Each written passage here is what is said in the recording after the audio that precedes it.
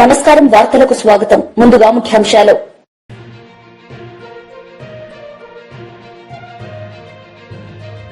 రాజకీయాల్లో మహిళలకు ప్రాధాన్యత ఇస్తున్నాం. సీఎం చంద్రబాబు నాయుడు వెల్లడి.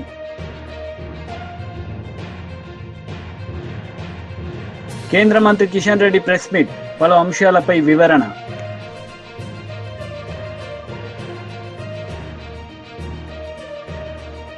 రాజకీయాల్లో మహిళలకు ప్రాధాన్యత ఇస్తున్నామని సీఎం చంద్రబాబు నాయుడు అన్నారు. ఈ సందర్భంగా ఆయన మాట్లాడారు.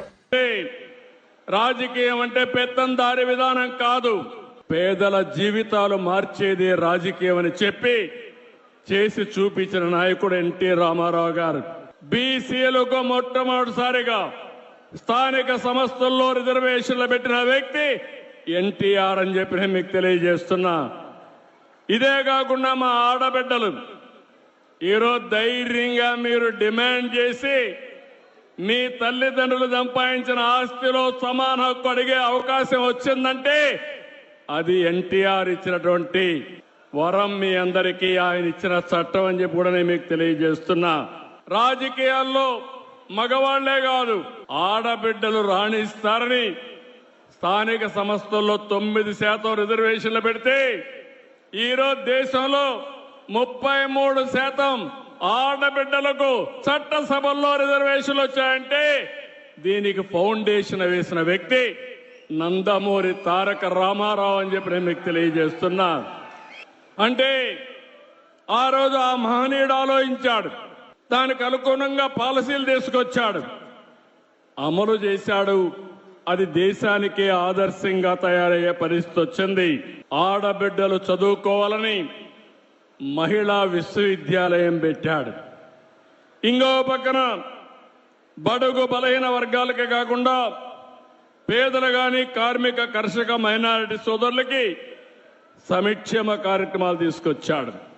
ఆయన ఒకటే ఆలోచించాడు, పేదరికం పూర్తిగా నిర్మూలించాలనేది ఎన్టీ రామారావు గారి కళ. భవిష్యత్తులో జీరో పావర్టీ, పేదరికం లేని సమాజం ఒక్క తెలుగుదేశం పార్టీతోనే సాధ్యం. అది చేసి నిరూపిస్తాం. ఇంకో పక్కన కరువు సీమ, రాయలసీమ, ఒకప్పుడు రాయలేలిన సీమ, రతనాల సీమ, రాయదుర్గ ప్రాంతం అయితే ఎడారిగా మారిపోయే సూచనలు వచ్చాయి. ఎడారిగా మారకుండా నేను కొన్ని వందల కోట్ల రూపాయలు ఖర్చు పెట్టి పనులు చేసే పరిస్థితికి వచ్చాం. కానీ ఎన్టీ రామారావు గారి స్ఫూర్తిని మీరు చూస్తే ఆ రోజు తెలుగు గంగ, హంద్రి నీవ, గాలేరు నగిరి కాలువలు ప్రారంభించి రాయలసీమ రాళ్లసీమ కాదు రతనాల సీమ కావాలని ఫౌండేషన్ వేసిన వ్యక్తి ఎన్టీఆర్. ఈ జిల్లాలో గండికోట ఆయన ఆ రోజు కట్టింది.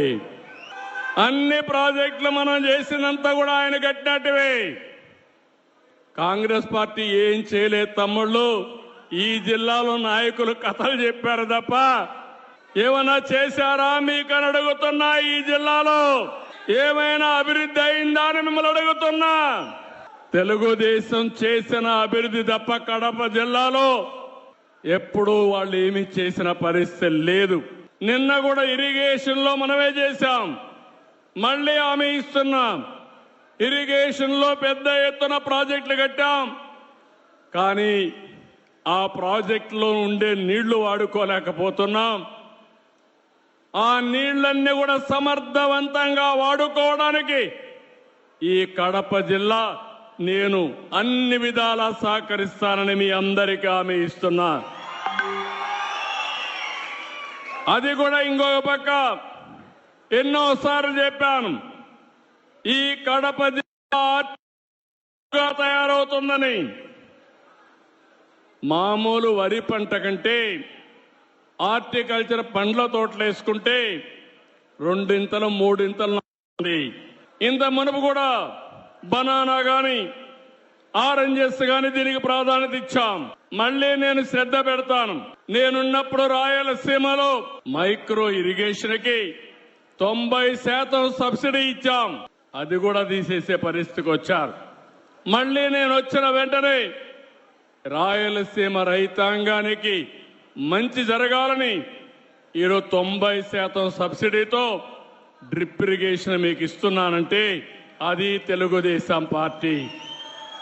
ఒక పక్క డ్రిప్ ఇరిగేషన్ వచ్చి, ఒక పక్క ఆధునీకరణ వచ్చి, ఇంకో పక్క హార్టికల్చర్ పంటలు వేసుకుని మార్కెటింగ్ అని ఎస్టాబ్లిష్ చేస్తే ఈ రాయలసీమకు తిరుగుండదు. రాయలసీమలో ఎక్కువ ఆదాయం వచ్చే కేంద్ర మంత్రి కిషన్ రెడ్డి మీడియా సమావేశం నిర్వహించారు. ఈ సందర్భంగా పలు అంశాలపై ఆయన మాట్లాడారు. వచ్చేటువంటి ఎన్నికల్లో తెలంగాణలో అధికారంలో రావాల్సింది భారతీయ జనతా పార్టీ. తప్పకుండా తెలంగాణ ప్రజల ఆశీస్సులతో మేము తెలంగాణలో ఒక ప్రజాప్రభుత్వము, తెలంగాణ అభివృద్ధితో కూడినటువంటి ప్రభుత్వము, తెలంగాణ ప్రజల ఆకాంక్షలతో కూడినటువంటి ప్రభుత్వము, తెలంగాణ ఉద్యమకారుల ఆత్మకు శాంతిని చేకూర్చేటువంటి ప్రభుత్వము, తెలంగాణ ప్రజలకు మేలు చేసేటువంటి ప్రభుత్వము, తెలంగాణలో దేశంలోనే అత్యుత్తమ రాష్ట్రంగా తీర్చిదిద్దేటువంటి ప్రభుత్వము భారతీయ జనతా పార్టీ నేతృత్వంలో వస్తుంది. దానికి నేను అందరినీ కోరుతా ఉన్నాను. ఈరోజు ఏదైతే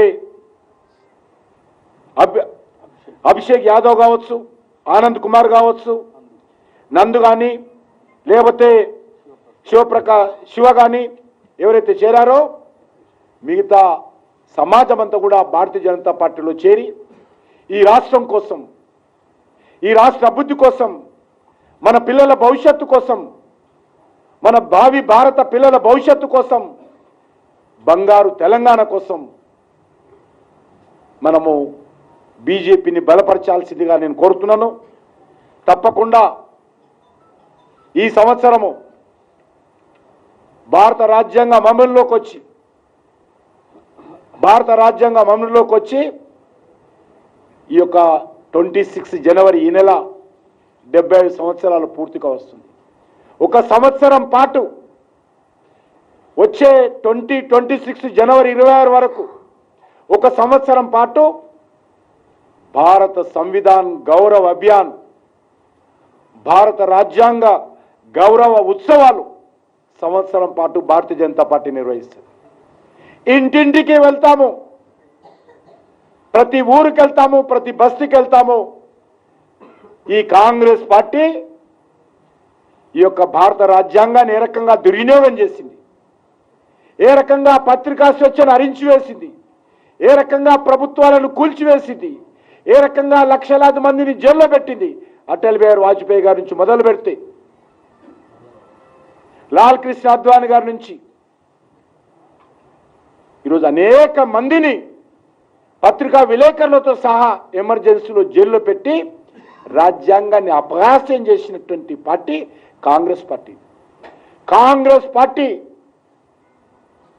చరిత్ర, డాక్టర్ బాబాసాహెబ్ అవమానం చేసినటువంటి చరిత్ర ఖచ్చితంగా ఈ సంవత్సరం పాటు కూడా మేము ఇంటింటికి వెళ్తామని సందర్భంగా మనవి చేస్తా ఉన్నాను. మరి ఈరోజు ఈ యొక్క 75 సంవత్సరాల రాజ్యాంగ గౌరవ ఉత్సవాలను ఘనంగా నిర్వహించేటువంటి కార్యక్రమం చేపట్టబోతా ఉన్నాం. తెలంగాణ ప్రజలు కూడా ముందుకు రావాలి, ముఖ్యంగా యువత ముందుకు రావాలి. ఇప్పటికే తెలంగాణలో అన్ని రకాలుగా మనం నష్టపోతా ఉన్నాము. తెలంగాణలో మనకు తెలియకుండానే ఈరోజు మాజీ మంత్రి బొత్స సత్యనారాయణ మీడియా సమావేశం నిర్వహించారు. ఈ సందర్భంగా పలు అంశాలపై ఆయన మాట్లాడారు. నిధులు ఇస్తున్నాము అనే అంశం వచ్చి తెర మీదకి వచ్చింది. కేంద్ర ప్రభుత్వం ప్రకటించింది. దానిపై పరిపరి అన్ని పార్టీల తాలూకా వారి అభిప్రాయాలు వాళ్ళకు ఉన్నాయి, ఎవరి పార్టీ అభిప్రాయాలు వాళ్ళకు ఉన్నాయి. మా పార్టీ అభిప్రాయాన్ని మొన్న మా పార్టీ అధ్యక్షుడు, మా విశాఖ జిల్లా పార్టీ అధ్యక్షుడు మా అమర్నాథ్ ఆయన చెప్పగానే చెప్పారు, ఇదేదో వేణీళ్ళు చన్నీళ్ళగా ఉన్నదండి, కానీ దీని మీద మాకు చాలా అనుమానాలు ఉన్నాయి. ఈ ఫ్యాక్టరీని దివాలా తీస్తున్న ఈ సందర్భంలో నాకు కొందరు పెద్దలతోనే మేధావులతోనే మాట్లాడినప్పుడు వాళ్ళు చెప్పిన విషయం ఏంటంటే అది ఎన్సీఎల్టీకి వాటికి పోకుండా దీన్ని కాపాడుతూ తదుపరి దీన్ని ప్రైవేటైజేషన్ చేసే ఆలోచన ఉన్నట్టుగా ఉన్నది. ఒకవేళ కాకపోతే నిన్న మొన్నే ప్రధానమంత్రి గారు స్వయాన్న విశాఖపట్నం వచ్చినప్పుడు, ముఖ్యమంత్రి గారు ఆ వేదిక మీద ఉన్నప్పుడు, ఉప ముఖ్యమంత్రి గారు ఆ వేదిక మీద ఉన్నప్పుడు, కూటమి నాయకులందరూ ఉన్నప్పుడు వారు అడగడము వీరు చెప్పడం అనేది జరిగే అంశం కదా. దానివల్ల మేలు మంచి జరిగితే చెప్పేవారు కదా. చెప్పలేదు కాబట్టి ఆ తర్వాత జరిగిన ఈ పరిణామాలు చూస్తుంటే దీని మీద మాకు అనుమానాలు ఉన్నాయి. అందుకే మేధావులతో చర్చించానని చెప్పి మా అధ్యక్షుడు మనం 3 రోజుల కింద చెప్పడం జరిగింది. ఆ తదుపరి నిన్న మొన్న జరుగుతున్న పరిణామాలు చూస్తే మేధావులు కానీ, లేకపోతే కార్మిక సంఘాలు కానీ, లేకపోతే ఉద్యోగులు కానీ, లేదు ప్రజా సంఘాలు కానీ అందరూ కూడా ఏదైతే మా అధ్యక్షుడు మా అమర్నాథ్ ఏదైతే ఆ రోజు వ్యక్తపరిచిన సందేహాలు ఉన్నాయో దాన్నే దూపరుస్తున్నట్లు సందర్భాలు ఉన్నాయి. కానీ నిన్న చూస్తే విశాఖపట్నం చెందిన ప్రధాన నాయకులందరూ ప్రతినిధులందరూ వారు ఒక కామన్ స్టేట్మెంట్ ఒకటి ఇవ్వడం జరిగింది. అందరూ కలిసి అందులో కొద్ది సీనియర్ ప్రధాన నాయకులు కూడా ఉన్నారు. మరి మీరు చెప్తున్న ఈ మాటని ప్రైవేటీకరణ జరగదు అని చెప్పని నిన్న జరిగిన అమిత్ షా వచ్చిన మీటింగ్లోకి, ఇవాళ జరుగుతున్న మీటింగ్లో కానీ మీరు ఇచ్చారు సంతోషమంటున్నారు. కానీ దీన్ని మీరు ఆపారనే మాటను ఎందుకు చెప్పట్లేదు? ఎందుకు ముఖ్యమంత్రి గారు కానీ లేకపోతే హోంమంత్రి కానీ ఆ నాయకులు కానీ వాడితో ఆ నోటితో ఎందుకు చెప్పించట్లేదు? ఈ సమస్య లేదు, దీని గురించి మీరు ఆలోచన పెట్టుకోక్కర్లేదు అనే అంశాన్ని ఎందుకు చెప్పలేదు? నిన్న ఈ ప్రకటన చేసినప్పుడు ఎవరైతే ఉక్కు శాఖ మంత్రి ఉన్నారో వారు ఒక మాట చెప్పారు. ఇది దీపం పథకంలో భాగంగా ఆ రోజే 21లోనే దీని వచ్చి ప్రైవేటైజేషన్ చేద్దామని చెప్పి మేము నిర్ణయం తీసుకున్నాం. కానీ ఆనాడు రాష్ట్ర ప్రభుత్వం దీన్ని వ్యతిరేకించింది. ఇది చేయడానికి వీల్లేదని చెప్పి తీర్మానం చేసింది. ఆ నేపథ్యంలో మేము దాన్ని ఆ రోజు చేయడానికి సాహసించలేదు మేము అని చెప్పుకొచ్చిన విషయాన్ని కూడా ఒకసారి గుర్తు చేస్తున్నాను. ఎందుకు ఈ ముసుగులో ఈ మాటలు? ఎందుకు నిస్సంకోచంగా ఒక అథారిటీగా, ఒక క్లారిటీగా కేంద్రం నుంచి వచ్చిన మా ప్రధానమంత్రి గారు కానీ, లేదు అందరూ అనుకున్నట్లున్న 2వ స్థానంలో ఉంటున్న హోంమంత్రి గారు కానీ, వాళ్ళ సమక్షంలో ముఖ్యమంత్రి గారు కానీ BRS leader Vinod Kumar media సమావేశం నిర్వహించారు. ఈ సందర్భంగా పలు అంశాలపై ఆయన మాట్లాడారు. అంటే ఏర్పడ్డ తొలి రోజుల్లో పట్టే లేఖ రాసి ఈ కృష్ణా ట్రిబ్యునల్ ఏదైతే ఏర్పడ్డదో నీళ్లు పంపకాలు మళ్ళీ పునర్పంపకం జరగాలని చెప్పి, అంత క్రితం కృష్ణా ట్రిబ్యునల్ ఏర్పడ్డది ఎప్పుడో 20 ఏళ్ల కింద ఏర్పడ్డది, 25 ఏళ్ల కింద ఏర్పడ్డది. ఆ ట్రిబ్యునల్ మహారాష్ట్ర, కర్ణాటక, సమైక్య ఆంధ్రప్రదేశ్కు పంపకాలు చేసింది. నీళ్ళ పంపకం జరిగింది తెలంగాణ రాష్ట్రం ఏర్పడక ముందే. అవి మేము ఒప్పుకోము. కొత్త రాష్ట్రం ఏర్పడ్డది కాబట్టి తెలంగాణ రాష్ట్రంకి మళ్ళీ నీళ్లు పంపకం జరగాలని చెప్పి కేసీఆర్ గారు ముఖ్యమంత్రి అయిన తొలి రోజుల్లో పట్టే, నేను నెలలు కాదు రోజుల్లో పట్టే, ఏర్పడ్డ తొలి రోజుల్లో పట్టే ముఖ్యమంత్రి గారు ప్రధానమంత్రి గారి దృష్టికి తీసుకొచ్చారు. అప్పుడున్నటువంటి మంత్రి ఉమాభారతి గారి దృష్టికి తీసుకొచ్చారు. మేమందరం ఎంపీలం ఆ రోజు. మేము ప్రతిరోజు ఆ మినిస్ట్రీస్ చుట్టూ తిరిగినాం. ఉమాభారతి గారు ఓ దశలో సంతకం పెట్టినరు, పునర్పంపకం జరుగుతుంది అని చెప్పి ఒక ఆర్డర్ కూడా నోట్ ఫైల్ అయింది. నోట్ ఫైల్ అయిన రోజు తెల్లారేసరికి పార్లమెంట్లో 11 గంటలకి మహారాష్ట్ర ఎంపీలు, కర్ణాటక ఎంపీలు పెద్ద ఎత్తున నిరసన తెలియజేసిండ్రు. మళ్ళీ పునర్పంపకం ఎట్లా చేస్తారు? మహారాష్ట్ర కర్ణాటకకి ఏ సంబంధం? ఆంధ్రప్రదేశ్ రాష్ట్రానికి ఇచ్చినటువంటి నీళ్లను తెలంగాణ రాష్ట్రము, ఆంధ్రప్రదేశ్ రాష్ట్రం పంపకాలు చేసుకోవాలి తప్ప కానీ మాకు కేటాయించిన నీళ్లు మళ్ళీ ఎందుకు పంపకాలు జరుగుతాయని చెప్పి పెద్ద ఎత్తున పార్లమెంట్లో మహారాష్ట్ర ఎంపీలు, కర్ణాటక ఎంపీలు పార్టీలకు అతీతంగా కాంగ్రెస్ వాళ్ళు, బీజేపీ వాళ్ళు, ఆర్ఎస్పీ వాళ్ళు, జనతా దళోళ్ళు అందరూ రాజకీయాలకు అతీతంగా ఆ 2 రాష్ట్రాల ఎంపీలు పెద్ద ఎత్తున నిరసనలు తెలియజేసారు పార్లమెంట్లో. అప్పుడు ఆగిపోయింది. ఆ లేఖల్ని నేను ఇప్పుడు మీకు, కేసీఆర్ గారు ఉత్తగా లేరు,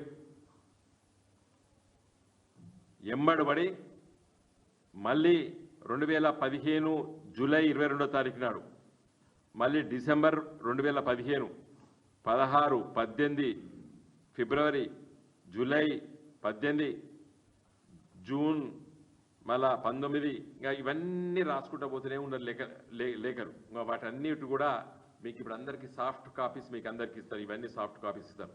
హరీష్ గారు అప్పుడు ఇరిగేషన్ మంత్రి, వారు రాసిన లేఖ ఆగస్టు 20, 2018 నాడు. తర్వాత కేసీఆర్ గారు ప్రధానమంత్రికి 26 డిసెంబర్ 2018. ఈ లేఖ మొదటిసారి కాదు, మిగతా ఇదివరకు రాసిన లేఖలన్నీ కోట్ చేస్తూ ఇన్నిసార్లు రాష్ట్రని చెప్పి వారు కూడా ఈ లేఖ రాయడం. మాజీ మంత్రి అంబటి రాంబాబు మీడియా సమావేశం నిర్వహించారు. ఈ సందర్భంగా పలు అంశాలపై ఆయన మాట్లాడారు. నేనేదో పత్రికలో చూశాను, పోలవర్షం కురిపించారు కుటుంబ నాయకులు, తెలుగుదేశం పార్టీ నాయకులు పోలవర్షం కురిపించారు. ఆయనకి ఘన స్వాగతం పలికారు. నాకు ఈ సందర్భంలో ఒకటి గుర్తొస్తుంది. చంద్రబాబు నాయుడు గారు 2014-15లో కూడా ముఖ్యమంత్రిగా ఉన్నప్పుడు పార్టీ నుంచి బయటకు వచ్చిన తర్వాత, పార్టీ అంటే కూటమి నుంచి బయటకు వచ్చిన తర్వాత, ఇదే అమిత్ షా గారు అప్పుడు హోంమంత్రిగా ఉండి మన తిరుమల తిరుపతి దర్శనానికి వచ్చారు. అప్పుడు ఏ వర్షం కురిపించారో గుర్తుందా? రాళ్ళ వర్షం కురిపించారు. ఎందుకు ఈ విషయాన్ని ఈ సందర్భంగా గుర్తు చేస్తున్నానంటే, నారా చంద్రబాబు నాయుడు గారు నచ్చకపోతే రాళ్ల వర్షము కురిపించగలరు, నచ్చితే పూల వర్షము కురిపించగలరు. నచ్చితే అనే మాట అంటే కంటే అవసరం ఉంటే అని చెప్పవచ్చు. దానికే పర్యాయ పదం ఏంటంటే, అందితే జుట్టు, అందకపోతే కాళ్ళు పట్టుకోగలిగిన అత్యంత సమర్థవంతమైనటువంటి రాజకీయవేత్త భారతదేశంలో ఎవరైనా ఉన్నారు అంటే అది సాక్షాత్తు నారా చంద్రబాబు నాయుడు గారని నాకు అనిపిస్తుంది. సరే, ఎనిహౌ కూటమిలో మీరున్నారు. హోంమంత్రి గారు 3 సార్లు ఈ దేశానికి హోంమంత్రిగా చేస్తున్నటువంటి వ్యక్తి అమిత్ షా గారు కేంద్ర ప్రభుత్వంలో చాలా కీలకమైన పాత్ర పోషిస్తున్నటువంటి వ్యక్తి. ఆయన మన రాష్ట్రానికి వచ్చారు, స్వాగతం పలికారు, బాగానే ఉంది. మనకు ఇన్ని సమస్యలు ఉన్నాయి ఈ రాష్ట్రంలో. సమస్యల పుట్ట ఎందుకు అంటున్నానంటే, మనం విభజన జరిగి 11 సంవత్సరాలు అవుతుంది. అనేక సమస్యలు అపరిష్కృతంగా ఉన్నాయి. కృష్ణా జిల్లాలకు సంబంధించి అపరిష్కృతంగా ఉన్నాయి. జగన్మోహన్ రెడ్డి గారి టైంలో 8,000 కోట్ల రూపాయలు విద్యుత్ బకాయిలు మనకు తెలంగాణ నుంచి రావాల్సి ఉంటే దాన్ని కొలిక్కి తీసుకొచ్చి కేంద్ర ప్రభుత్వం చేత తక్షణమే ఇవ్వమని చెప్పేసి ఆదేశాలు కూడా ఇవ్వడం జరిగింది, ఆర్డర్స్ కూడా ఇవ్వడం జరిగింది. అఫ్ కోర్స్ దాన్ని కోర్టులోకి వెళ్ళారు.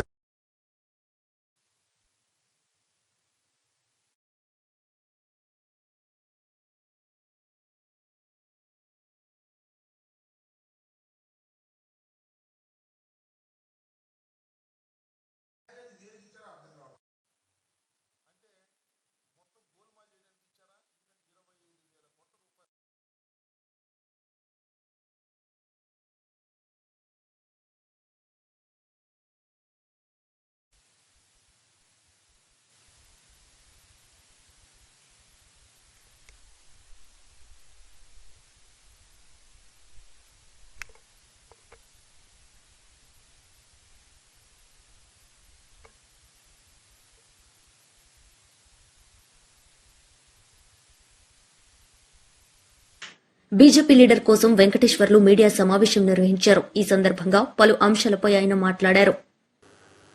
ప్రత్యేకమైనటువంటి డైరీని తయారు చేసి ఆవిష్కరించడం ఒక మంచి శుభ పరిణామం. మరొక విషయం, వారి యొక్క ఏడాది కాలం ఓబీసీ మోర్చా ఆనంద్ గౌడ్ గారి నాయకత్వంలో మంచి కార్యక్రమాలు రాష్ట్ర వ్యాప్తంగా తీసుకొని తెలంగాణ రాజకీయాలలో బీసీల యొక్క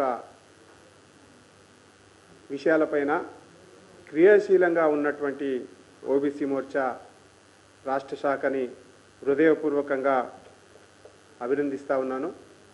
వారందరికీ కూడా శుభాకాంక్షలు తెలియజేస్తూ ఇంకా మంచి కార్యక్రమాలు రాబోయే కాలంలో ఛాలెంజెస్ని స్వీకరించి బీసీ ప్రజల అభ్యున్నతికి పాటుపడాలని చెప్పేసి ఉద్యమాలు నిర్మాణం చేయాలని చెప్పేసి కోరుకుంటా ఉన్నాను.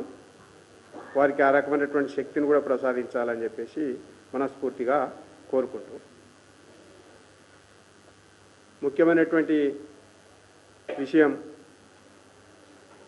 రాష్ట్ర ప్రభుత్వం రేవంత్ రెడ్డి గారు అధికారంలోకి వచ్చిన తర్వాత ఏడాది పూర్తి చేసుకున్నాడు. బహుశా 13 నెలలు కూడా పూర్తి అవుతున్నాయి. ఏడాది తర్వాత కౌంట్ డౌన్ ప్రారంభం చేయాల. ఇప్పటికి కూడా పరిపాలన గాడెక్కలే. ఎక్కడ చూసినా కమిషన్ల ప్రభుత్వంగా మారిపోయింది. ఏ రంగం చూసినా మహాభ్రష్టాచారం, అంటే విపరీతమైనటువంటి అవినీతి ఈ రాష్ట్రంలో జరుగుతూ ఉంది. అన్ని రంగాలల్లా, ఈ ఒక్క రంగం అనేది కాదు. రాష్ట్రం తెలంగాణ అభివృద్ధి మొత్తం కుంటుపడ్డది. సంక్షేమ పథకాలు మొత్తం కూడా ఇవాళ అభివృద్ధి చేయలేక చితికిలబడుతున్నటువంటి పరిస్థితి కనపడతా ఉంది. ప్రత్యేకంగా బీసీ, ఎస్సీ, ఎస్టీ, బహుజనులు ఎవరైతున్నారో కాంగ్రెస్ పార్టీ సంక్షేమ రాజ్యం తీసుకొస్తామని చెప్పి అబద్ధపు హామీలతోటి ఎస్సీ, ఎస్టీ, బీసీలను మొత్తం కూడా మోసం చేసినటువంటి పార్టీ కాంగ్రెస్ పార్టీ, మోసం చేసినటువంటి ప్రభుత్వం రేవంత్ రెడ్డి ముఖ్యమంత్రిగా నడుస్తున్నటువంటి ప్రభుత్వం. మన అందరికి తెలుసు, ఉదయపూర్ డిక్లరేషన్ ఎక్కడ అమలు చేసిండ్రు? ఎంపీలల్లా బీసీల కోటా ఇయ్యలే, ఎమ్మెల్యేలల్లా బీసీల కోటా ఇయ్యలే, కార్పొరేషన్లలో కూడా చివరికి. వార్తలు ముగించే ముందు ముఖ్యాంశాలు మరోసారి.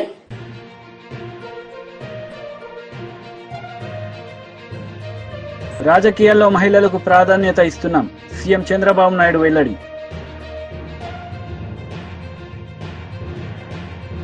కేంద్ర మంత్రి కిషన్ రెడ్డి ప్రెస్ మీట్, పలు అంశాలపై వివరణ.